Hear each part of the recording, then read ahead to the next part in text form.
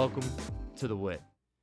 On this episode, I interviewed my friend Zach Wexler, who was my partner for the high school football games that we called for the local radio station in Homer, New York during our junior and senior years. We had some great conversations reminiscing about being in the booth and the off the field stuff, talking about professors, different classes, our internships, our senior internships that we did, and about what it's like working in the industry and the realities of it, the good and the bad. And, he was an exceptional guest, and I knew that he was going to be really great.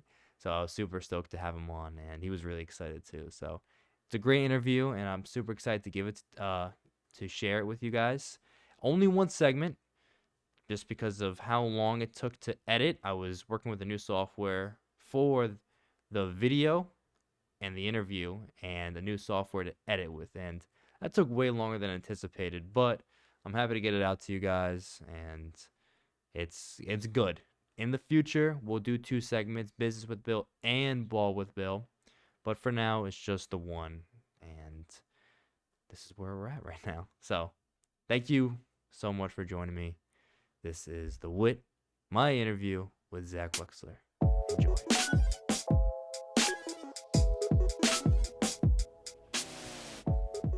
All right, joining me now, my good buddy from SUNY Cortland, Buffalo native and current employee of the New England Patriots, go figure.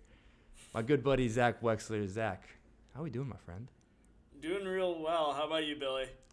We're doing great, honestly. It's been a long time actually talking, obviously since post-grad stuff, and we've been kind of been just doing our own things over the summer, and that's kind of where I want to get in this conversation. Just update, first, the main thing I want to get into is an update of what you're doing right now, where are you, because I know you're not in Buffalo right now, and how are things going?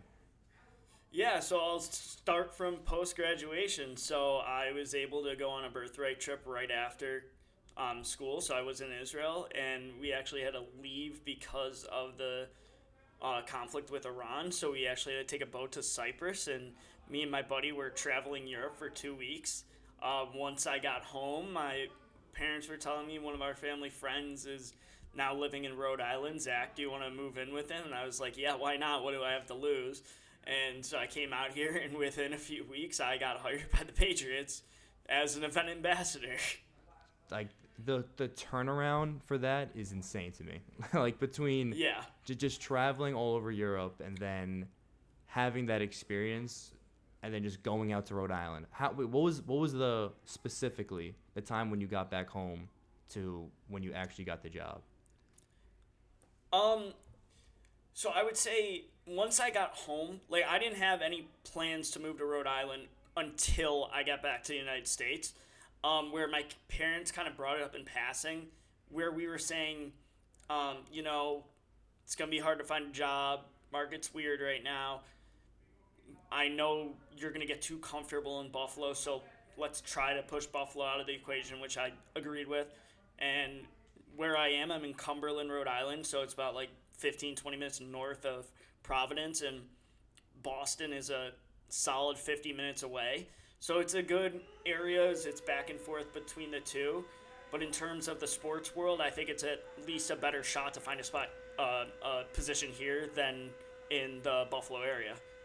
Yeah, I think that's the best thing that your parents could have did, is because I have this feeling of not wanting to get too complacent of staying in New York, staying kind of where I'm at, and wanting to look here. I mean, like, New York is great, obviously, for sport. I'll give it its props. But I think going away from home is the whole premise. Kind of like what you just did with going to Rhode Island. You had this opportunity with the Pats. Was that something that was always on the top of your mind on wanting to get away from home, or were you just of the mindset of letting the chips fall where they lie? I would say when we were both at school, when we freshman year, I was just like, no, Buffalo's it. I'm staying in Buffalo. Buffalo's my home. Got to be there. But as I grew and learned more, it's just like, okay, that's not going to happen, at least with the dreams I want to pursue. it's not going to be in Buffalo. If there's a job in the middle of nowhere, Kansas, you got to take it. And that's similar with this. Is even though I didn't have a position in front of me, I just said, you know what? I'm going to take a risk. I'm going to take a leap, and I'll move out here and see what happens. Dude, the biggest thing about, right, like taking that leap, where did that come from? Because I know it's not something that's just comes on like that. I mean, maybe it does, but I think being at school might have a factor. But what was that for you? Um, what I would say for me is, yeah, the growth throughout school, but throughout those 4 years with um, events going on in the world and me doing my study abroad program semester at sea, it just helped me grow a lot and mature a lot and see, okay, this the college life is great, but maybe it's time to move on. So stuff like that is like kind of knowing is what I would say is like, okay, I'm ready for this. Like Yeah. I did my first level, now let's go to level 2. Yeah, leveling up. That's definitely that's kind of the mindset too. It almost does feel like this thing of, even I was had this thought of wanting to be home and kind of wanting to stay here, but it is a bit of an advanced mindset of just wanting to move on to something else because you know that there are things out there. Was there ever a point where you met someone, or there was a specific experience, whether it was like a semester at sea or even working with people in, whether we did play by play, and we'll go into specifics with that because that's fun. But was there someone or something that you did that was like, man, like I got to go out somewhere else and not just stay home? And I know you can relate to this. It's definitely Professor Forshee.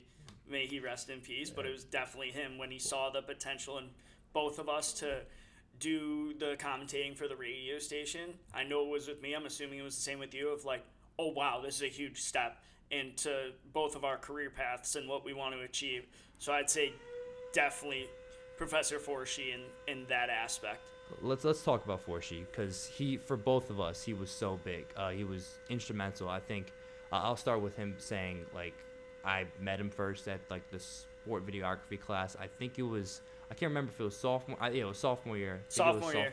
Sophomore year, right? Because I think you had the other section too, I think, or No, you knew. No, I from just somewhere went. else. I just You went, asked. yeah. I just asked, like, okay, who should I go to? And whoever it was, I can't remember, was just saying, oh, email Professor Forshee. And I never met him. I never had a class with him. Yeah. And he said, okay, be here at this time.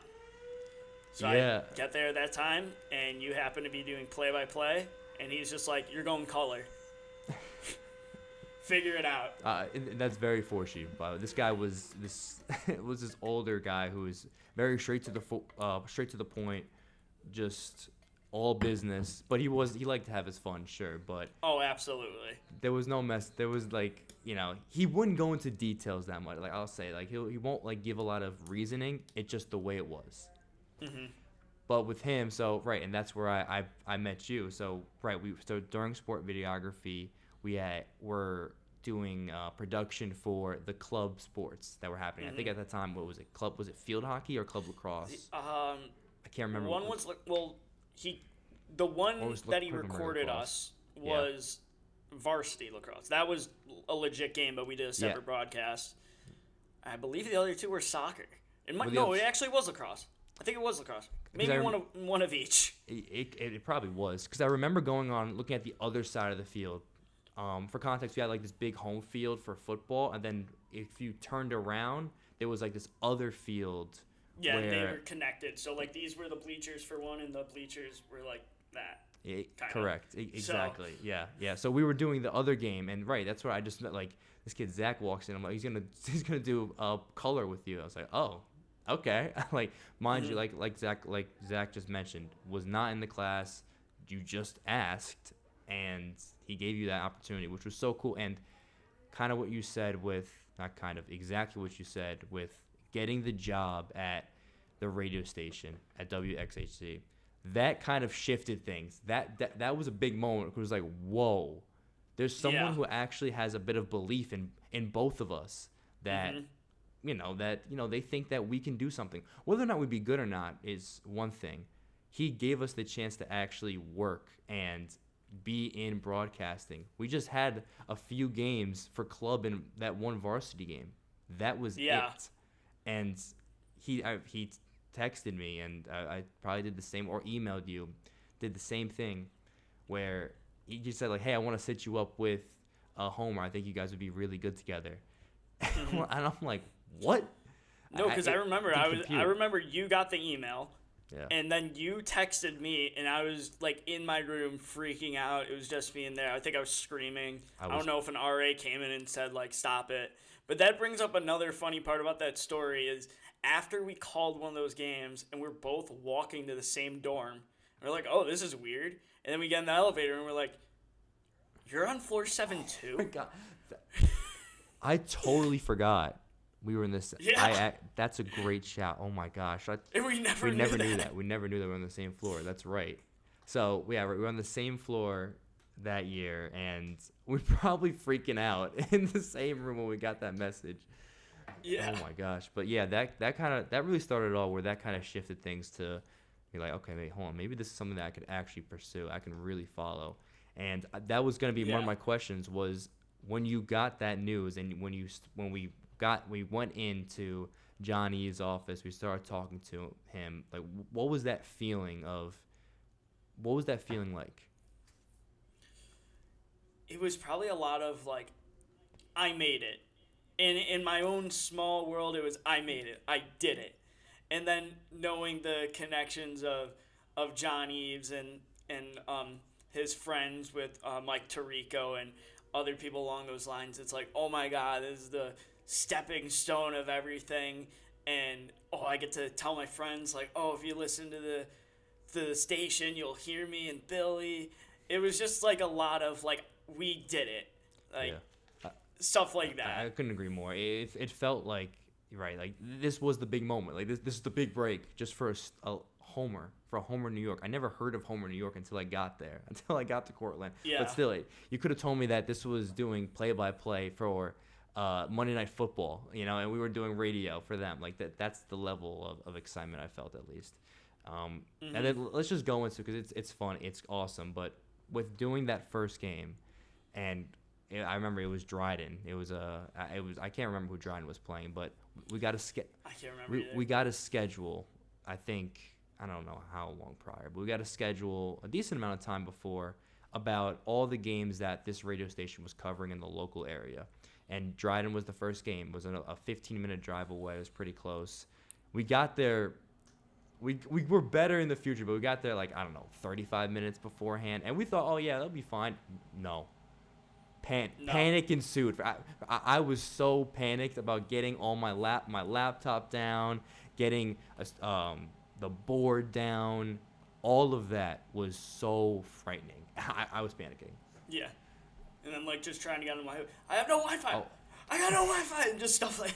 oh my gosh! Don't the Wi-Fi issues were bananas. But Mm, that game was rough. It was rough, but yeah. it was like everything just happened so quick. I think let's just talk a little bit more about specifically with radio. So we get there. For us, we had a small board that had a bunch of dials to adjust, um, volume level, our microphone, and we had an iPad that connected us to the station, and that's where we can get in touch with our Matt, which was our TD, or our director, right? Hmm. And Yeah. he was talking to us through the headphones, and that was connected to the iPad, and he was the one that was playing around with all the dials and everything, making sure we sounded good. And having him talk in our ear was like this cool feeling. It's like, oh my gosh, this is a professional grade broadcast. But it was a little weird at first, like having him talk. Thank gosh he didn't talk during the game too much, or really at all.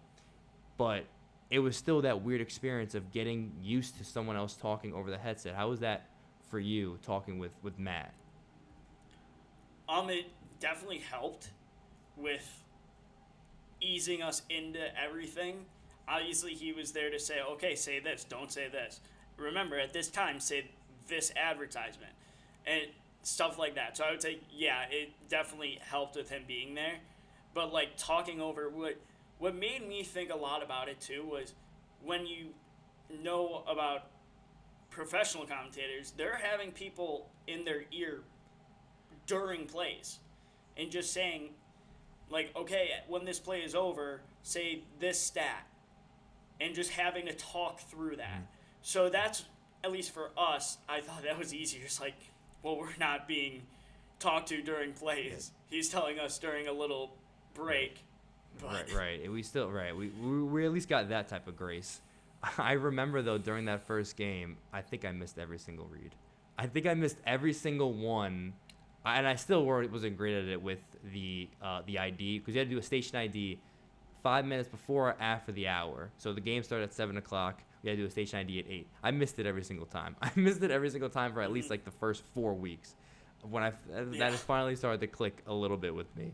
I remember during like coming out of commercial, I don't know if I would just get lost or I just like would just get too caught up in the game. Thank gosh you were there to slap me on the arm every single time. Yeah, no, I remember that. I would have my pencil just whack, like, come on, let's go. Just like tapping me to make sure that I was actually locked in to say that, oh, we're back. And that was an adjustment, because also, right, kind of what you said before about the commercials. We had to get these commercials in, and we had to cut the break so they could get the commercials through, because different restaurants would pay for them to have a spot. But also, if there was a read, you had to get a read in at a certain point during the game. I forget the specifics. I don't think it went by quarter. You know what I mean? Some did. Some did. It was like somewhere you have to say this when you come back to start a quarter, or on the second drive of X quarter. So it was something along those lines. That's a good point. Yeah, it happens like that every once in a while. But sometimes we just have the reads, and like Matt would tell us in the ear, oh yeah, make sure when you come back, Bill, because I was doing play-by-play, you got to say the read. Like, okay, cool. We come back from break. I start just calling the game. I'm talking about whatever, and of course, I remember one time then you just I tossed it over to you for something, whatever, and then you said your little piece, and then of course you went to the ad read to pick me up, because I had no idea what was happening. But fine, I remember like that distinct memory where I was lost. But that's what happens. Like, that's what you need a partner for. And I think over time, over that season, we got some pretty good chemistry. Yeah, and I think that, especially what Forsey saw in us, is just how we built off each other and how we had that relationship during broadcasts. Yeah. What can you remember about the preparation and about before the games and about talking with coaches? What was that like for you, and how did you personally like to prep before one of those games on Friday? Well, so what I was doing was just mainly stats, and thank God we live in this age where you can actually see high school stats, because who knows if that was around over 10 years ago, especially just online. But what I would do is I would look at the stats. I would just say, okay, who are their skill players? Who do I know is the main player of this game for this team? So let's say John Smith's their quarterback. Okay, I got to look at John Smith's stats. What are his stats total? What are his stats from previous game? Okay, that's good enough. Got it. Okay, who's the receiver? Do the same thing. Evan Bob. Okay, Evan Bob, he has this. And just go down the line. So that's kind of how I prepared. And could I have done more? Probably. Was it enough? Yes. So that's kind of how I prepared. We were at the mercy of what the high schools gave out. Exactly. There were several times where teams did not have stats. There was there was 2 pages, maybe. It was one site that was semi-reliable. Not only that, you would look on, what's the website called High again? School Sports Stats? The other one, the red one. Max Preps? Max Preps. Yes. Yeah, you would go on there, and their stats are completely different from the stats that the high school gave you. So now it's just I did all that for nothing. Yes, exactly. Max Preps was terrible, by the way. Quick rant about Max Preps. They sucked with the stats. They never got them right. The rosters were always off, and the ones that they would give us, some schools were cool, and they gave us like little pamphlets before the game of the rosters, and we would ask the people doing the scoreboard and some of the PA, what are the pronunciations? They were great with that. Max Preps gave you nothing. Like sometimes they didn't even have the right numbers. It was bad. And that's when I would say to myself, I'm like, this is high school football in New York and not Texas. That's correct. Exactly. So it was a reality of like, this is high school football, and I think that was the best part that kind of made me ease into things, that this is just high school football for a station. Obviously, that we want to take it seriously. You know, maybe the parents are listening, and we want to give them the respect that the kids deserve. But this isn't ESPN. It's not ABC. We're just learning this for the first time, and I think that was the best part about it. I mean, that's something we did really well. It's because we never got a stern talking to, at least by John or Mike Eve saying you screwed this up, and I got a bad phone call from Billy's mom or whatever.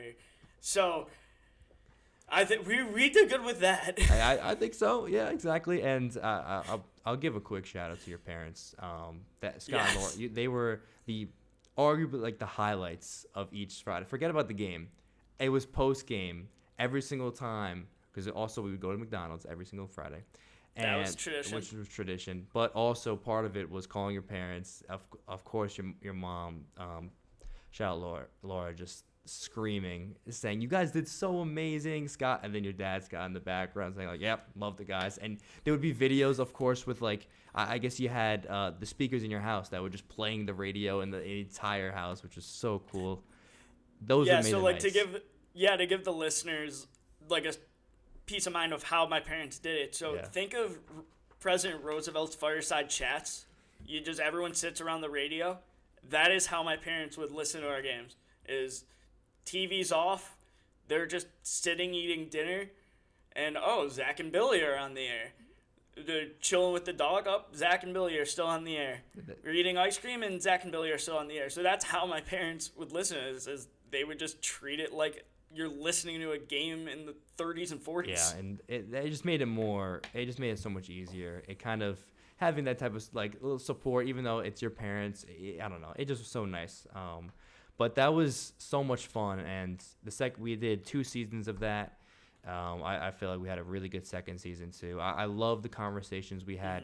There was one coach that Coach Patsilik for the Homer Trojans that we adored, and our first season was his last, and we didn't know that until he told us that he's retiring, and they would have a new coach come in. And man, that first meeting we had, just to briefly talk about him, he went in depth about each player, his formations, the history of Homer.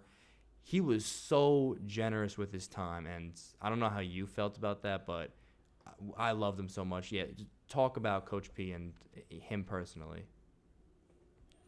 Yeah, so he was really the shining star of how a high school team should be run, a good mentor for the players, and then really helping us out. But he would call us into his office a day or two before a game and just say, okay, this is the history of Homer when it comes to the Homer-Cortland rivalry. This is how it became. These two players are cousins. And just telling us his story as well, like how he got involved in the program. And he was amazing for us and helped us out tremendously. Yeah, like kind of we were saying with how a lot of schools didn't give stats, he gave everything. So we felt like we owed it to him and to anyone that listened to make sure we were as prepared as possible. Obviously, we give respect to every other team, but if we did a Homer game, we made sure that we were ready for that one. Speaking of history, I feel like are definitely somewhat of a history buff. Whether it was on the broadcast or during our conversations in the car, you always love to bring up past Bills players. I think that's what made, honestly, our commentary so good. Can you talk about where that came from, specifically with sports or any sort of experience and love for history? Well, I mean, I've always had a love of history to the extent, I personally don't remember this, but my parents would always say, Zach, we remember when you were so young that you found out when the Roman Empire collapsed, you came to us crying. So all boys think about So the Roman Empire, so and the that's so the love of history was always there, but when it came to sports history, um, I would say how that love came about was because the NFL started uploading old games. And when COVID happened, I mean, we were both seniors in high school when COVID happened. I would turn on TV and what was on? Super Bowl 23. That's what I was watching that night. And you just continue going on this. And then next thing you know, I know the name of every starting quarterback of every Super Bowl.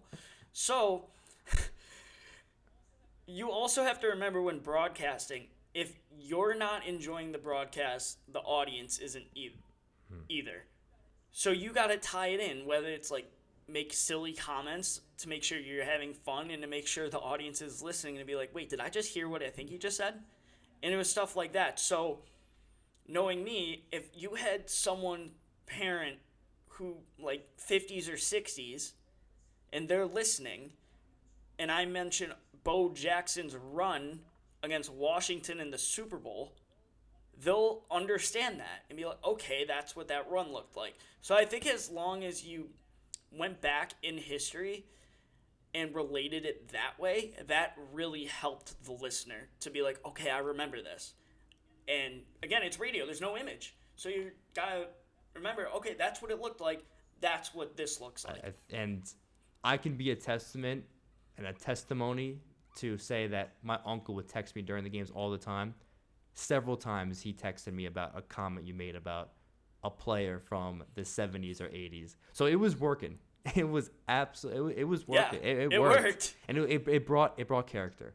It brought character to the broadcast, and I think Mm-hmm. that's the biggest thing that I've learned from calling games and from I think like listening even to games now is a broadcast has to have some character to it. When you listen to like Ian Eagle talk in his broadcast with JJ recently, he's really funny. He's charismatic. You know that's kind of his style, and you know obviously he's got a great voice, but that's his shtick. I think Kevin Harlan obviously every single play sounds like a big play with him. Certain broadcasters and play-by-play guys have their own thing that make the broadcast that much better, and it builds something to it. It makes the listeners enjoy their specific broadcast, not just what's happening. Yeah, I mean, like, relate it back to late night, for example. Like, every late night host has their sidekick as the comic relief. And to an extent, I think that's the same with sports commentating. It's like, yeah, you have the play-by-play, so the host, then you have the sidekick, who's color, who's kind of oomph and everything. That's actually a great point of making it seem like it's a Tonight Show. Like there's a host and then there's the guest, or right there's that second person that there's the partner that they can kick it to. That really is what play-by-play and a color commentary, like that's the same thing, and just the vessel I guess is sport. It also is a bit of a balance between making sure you're not going too far into it and you're keeping football or keeping whatever the sport is the sport, right? But the commentators and the announcers, they add something to it, whether it's a hyper analytical side to it or it's a quirk, it's something about their personality that makes it that much better. And yeah, I mean, again, like just what we were saying earlier about how statistics on these teams were a little hazy. So, how do you keep talking? Because you might run out of stuff. I mean, these teams are only so big, it's only about 30 kids. So, you got to find a way to talk. You don't have 53. Sure, exactly. You can't just Yeah. fill it in with stats, right? You're not just doing that. Yeah. But it was so much fun. We loved it. I would do it again if I could. And it seriously that I think that kind of like we were saying even before, that solidified that I would love to do this one day just because of how fun it was being involved in the sport, but also talking with the coaches during the week, getting the rosters together, creating those boards, and then building the chemistry with your partner. Especially if it's someone that you're already friends with, that makes it 10 times easier. That relationship about broadcasting was amazing. But Yeah, absolutely. and you stayed with WXHC a little bit. So during our senior year at Cortland, I mentioned this with Evan. We had to do a senior internship, and your senior internship, part of it at least, you did too, which incredible. You worked with the station. Talk about that a little bit, and also about your second internship too, which was really cool too. Yeah, so I'll talk about my other Yeah. internship first. So, so I did two, one with the radio station and one with a minor league hockey team in Georgia, the Macon Mayhem. It's a smaller city. If you were to put a dot in the center of the state of Georgia, congratulations, you hit Macon. It's that small. Um, so, just about an hour and a half south of Atlanta. So I worked remotely. So in I was in charge of doing their broadcasts essentially. So what they would do is I had this website called Flow Hockey, and my job was to compile clips from a game that would be then used to make the team's highlight reel that they would post on their social media and everything. As the internship went on, I was later writing the post game articles for the teams, and later on, I was running the social media during the game. So I really had a lot going on. Of okay, during an intermission, I gotta write. However, during the game, I gotta get all these clips. Oh wait, someone just scored. I gotta tweet that. So it was a lot of like going around, just like, oh, this is really busy. But I'm really glad because it just showed you how media works, and not just broadcasting, just all of it. Because media can also mean like your phone. Um, but yeah, going back to the radio station, um, so my job was I was just an intern. I didn't really have anything specific. I was just an intern. They have an internship program, and I enjoyed it a lot. My main job was pretty much editing audio. So, for example, some of your listeners might know like SiriusXM. So a lot, I don't know if it was a SiriusXM show. I think it's just in circulation. But regardless, they have a show of Frank Sinatra music.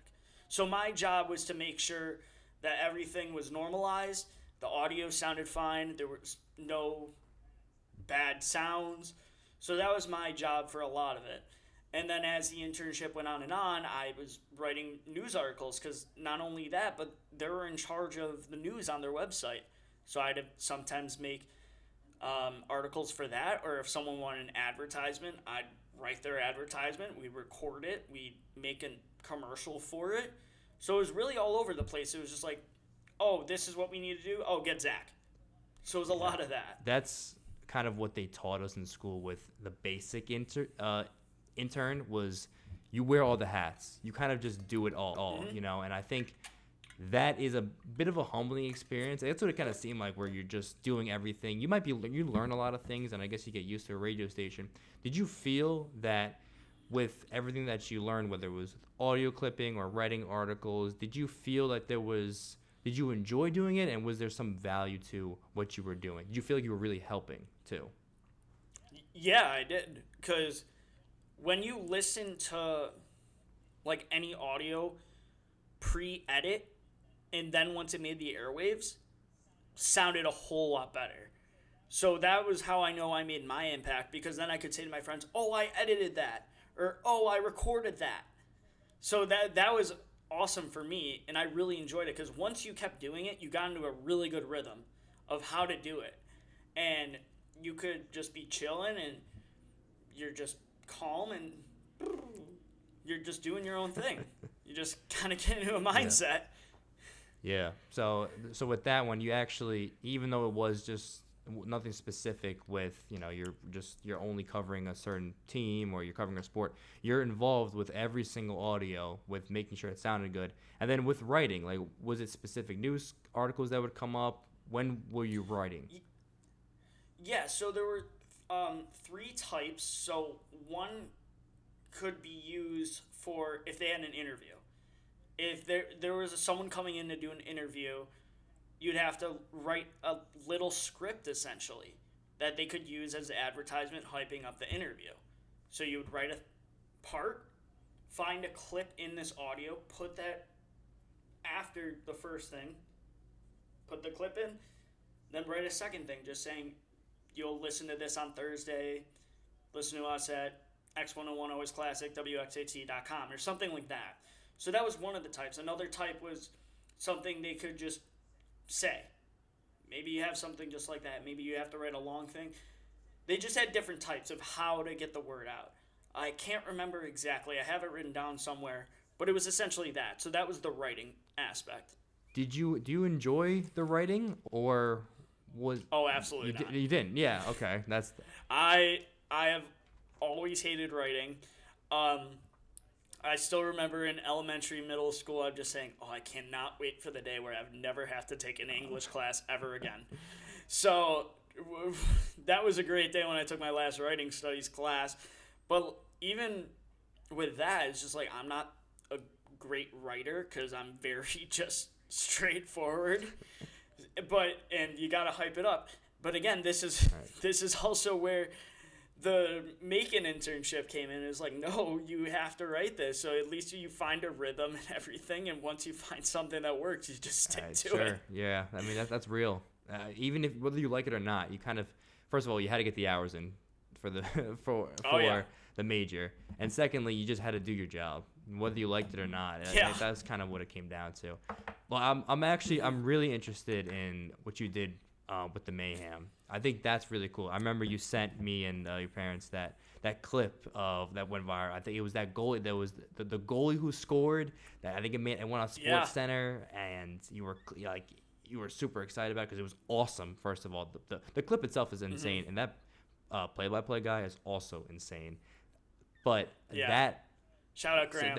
Did you meet him? Because I was gonna ask about that. Like, did you actually meet the play-by-play? Yeah. So because my internship was remote, I was just like, well, I'm not gonna do this whole internship and not meet anyone that hired me or like any of my coworkers. Like, that's not happening. So what I did was their last homestand of the season, I said to Graham, who was my supervisor and the play-by-play of the team, and it's just like, I'm coming in. I'm gonna fly down. I'm gonna meet everyone, and he's like, okay, great. So I went in for the last homestand, met everyone, and got a tour of the facility, helped out, and they really appreciated that. They were just like, it just says a lot that you flew down, met everyone, for that. You know what? I think that's a great point. This teaching moment right here of even if you have a remote internship, that doesn't mean you can't make an impact on the people you're with. Like, you took initiative and wanted to you wanted to meet the people that hired you. You wanted to meet the people you're interacting with, even if it was just one time. Obviously, you cared about your work and you were timely and everything else that comes with the job. But the connection part is what everyone values. I mean, that's what I've learned with high school, with everything in college. But obviously, that rung home for you. Going there in person, meeting people, that's what people want. And I think it's super cool that you met him. Did you get to know about his story a little bit more? Like what is he about? How did he even get that job? Yeah, so he was at, I think it was High Point. I think it was the college. And this is where it comes in with the sport industry of, like, here's where connections really come in. Is someone he knew was like, oh, there's an open position for commentary with the Macon Mayhem. They're in the SPHL, smaller league. You should try it. And he went there and got it.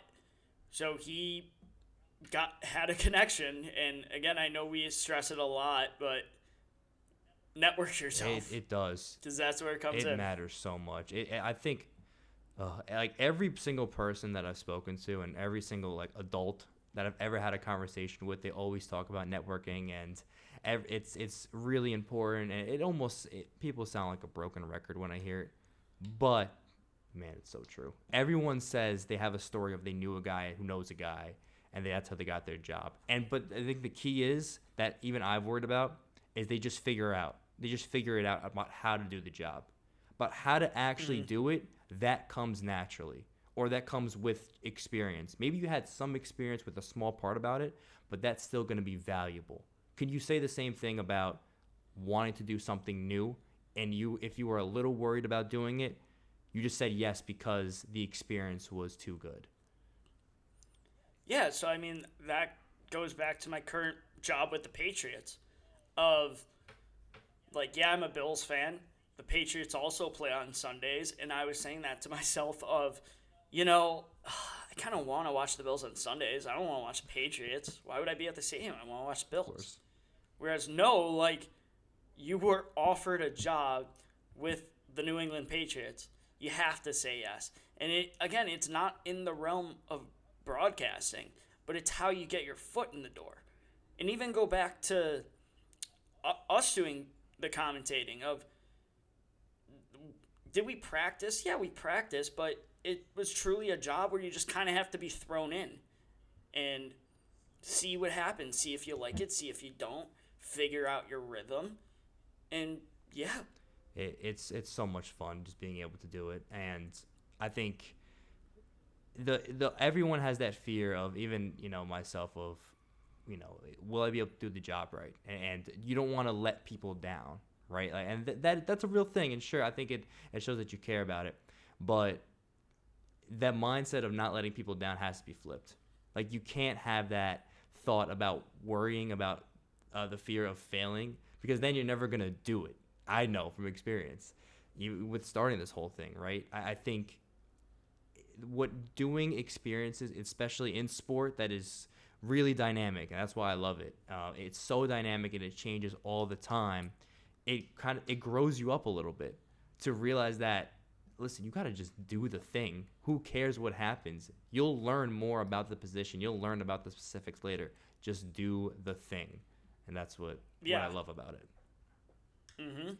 Yeah, it's great. I want to have a bit of a fun question. Obviously, we both have conversations with broadcasters and about different booths, and I know we've had some takes about different broadcasters. But in watching the game so far, who has been your favorite booth to start the NFL season 2 weeks in? I don't mean to put you on the spot here, but I was curious. I would say, like, again, I love Nance and Romo.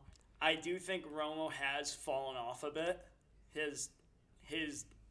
He's fallen off the plateau, but Nance has still got it. But I really like Joe Davis and Greg Olsen. Yes. Now, that was a sad day when they demoted Greg Olsen, but him and Davis have a really good rhythm, and especially Olsen, who's just a natural, fun guy. I couldn't agree more. I could not agree. I'm so happy you said that, because I love the way Olsen talks about football. He's analytical and he's played it, so he knows everything. But also he's very fun. He's very real with himself. Yeah. I think there was a moment where he was like talking a little bit more about the Giants. It was like a penalty specifically. And he was saying like, well, Giants fans want me to say this. Cowboys fans want me just to shut up. Like, he's very real and very honest with the audience. And I think that makes his broadcast even better. It was kind of tough when he was booted out of that top role for Brady, who I still think is getting better. Yeah. And I appreciate him. I appreciate him trying, because he's trying to, like, we were talking about way before in the beginning of the episode about having that his own imprint on his broadcast with, like, he'll make the little sound effects when a big play happens and he'll get into it in a certain way. I think he's still trying to break it. He's still trying to find his spot, but I think Greg Olsen specifically does a good job of keeping it fun, but also he like talks about the game so well. And Joe Davis is excellent. I just love him as a play-by-play guy too, in all sports. Yeah, not even to mention just like how he took Joe Buck's spot not only with football but with baseball. Yes, he became Fox's #1 when Joe Buck went over to ESPN. That's a great shout. Because he's the voice of the Dodgers too already, and then he does Fox. Joe Davis is, I'm not even going to say probably, is one of the best play-by-play guys right now, without a doubt. Yes. He's, with everything, with all the sports that he does and how he calls the game, I think is so good. He's got that energy. That energy that I love, and he's got the voice. Like, Joe Davis is that guy, Yeah, absolutely. He's that guy. Zach, I think that's all I got from you. I really appreciate your time. I think it was good honestly for me just to catch up, just to see what you were doing. And Yeah, I appreciate all the insight about talking about the mayhem with our experiences with broadcasting. Seriously, it's like really valuable stuff. And good luck with everything with the Pats. Um, I know, so you're still kind of in the job market, so too, right? Like still kind of like you're not like locked in with the Patriots, but still kind of looking. Yeah, I mean the Patriots again. It's just a game. It's just home games. So it's just like, oh, we need people for this. Okay, I'll be there. And then again too, like, is it with the Patriots? Yeah, but I could be called for a concert because it's still at Gillette. So if there's a concert, I could get called. Like I know there's an event on Friday or Saturday, something like that, where they're inducting players into the Patriots Hall of Fame, and they need people. I wasn't one that was chosen, but it's just like, so yeah, I know it sucks. I think if I emailed them maybe a minute or two before, I would have been fine. Oh, I was. dang. It Well, was within an hour. It was within an hour. yeah, maybe it wasn't meant to be. It wasn't meant to be, I guess. Maybe. But yeah, no, so yeah, just little things like that, but even just getting in the market, you're trying to look every day, trying your best. I know a lot of us are struggling Yeah. with at least trying to get in somehow, but even those little things, like if you see, like again, most teams do this. The way I got it, just went in one day because they were hiring just concession people. Try that. Try to go to those because that'll help you get noticed. Yeah, it's literally any little thing, and someone is gonna send a resume out. You'll just know someone. It's connections. It really is. I don't want to like emphasize it too much, but I really can't emphasize it enough. It's so important. Yeah. Zach, thank you so much, my man, for coming on to the show. This was the first segment, Business with Bill, and I appreciate your time, Zach. Thank you so much. Yeah, thank you, Billy.